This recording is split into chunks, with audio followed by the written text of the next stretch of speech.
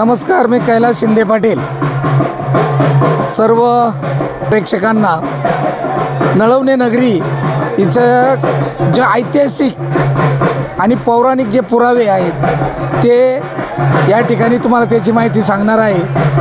नळवणे नगरीतले जे वीर या गावामधून त्या काळामध्ये ज्यावेळेस प्रतिहार म्हणजे आजचं पैठण आणि जीर्णनगर म्हणजे जुन्नर, नाणेघाट जीर्णनगर ते प्रतिष्ठानचा हा खुष्कीचा मार्ग म्हणजे व्यापारी मार्ग आणि या ठिकाणी मुक्कामाचं ठिकाण होतं।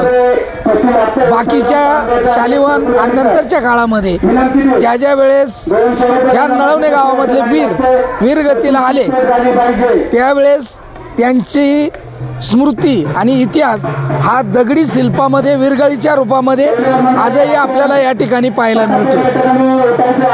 या ठिकाणी पलीकडे गेलं तर महादेवाचं मंदिर आहे, त्या ठिकाणी जे खडकाचा परिसर आहे, आल्यानंतर व्यापारी जे ते खेळ खेळायचे त्या खेळाची सुद्धा तिथं आज काही जुने अवशेष आहेत आणि अशाच प्रकारच्या विरगळी खंडोबाच्या पाठीमागं आहेत।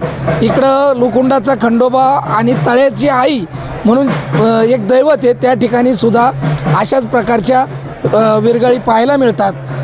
दुसरी गोष्ट अशी की नळवणे या ठिकाणी एक चौकीचं कुरण म्हणून रान आहे आणि त्या काळामध्ये आळे परगण्याचे सरदेशमुख, हांडे देशमुख अधिक काही शिंदे घराण्याची शिंदे कंपनी यांनी मिळून ह्या व्यापाऱ्यांना त्यावेळेस संरक्षण द्यायचं काम केलं आणि ते व्यापारी नळवणे गावाला मुक्कामाला असायचे आणि त्यांना संरक्षण द्यायचं काम हे नळवणे गावचे वीर करायचे।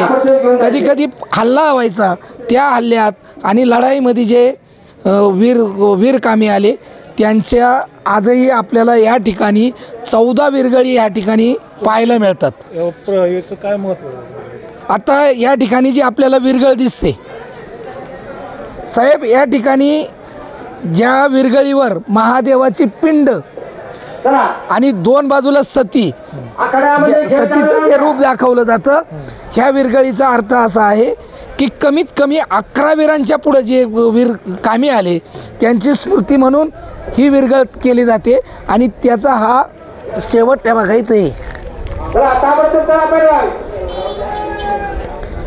हा शेवटचा जो आहे का पुढची जे आपण म्हणतो ना पदभार सांभाळणं, तर पुढच्या पिढीला दिलेला पदभार आहे। या ठिकाणी 10 वीरांच्या म्हणजे वीरगतीला जे गेलेले आहेत 10च्या आसपास, तर इथं हे जे आहे हे शिल्प, तर इथं खाली हा पदचिन्ह नाही म्हणजे हे 10 वीरच्या वेळेस 10च्या आतली संख्येचे कामी आलेली ही विरगळ आहे। आणि जो मोठा योद्धा ज्या वेळेस कामी आलेला आहे तो जो प्रतिनिधी आहे गावचा म्हणजे सैन्यात मोठा सैन्य अधिकारी, ते विरगतीला आल्यानंतर ही विरगळ दाखवली जाते। अशा या ठिकाणी 14 प्रकारच्या, इथं बाजूलाच रामेश्वर मंदिर आहे, तिथंही काही पुरातन विरगळी सापडतात।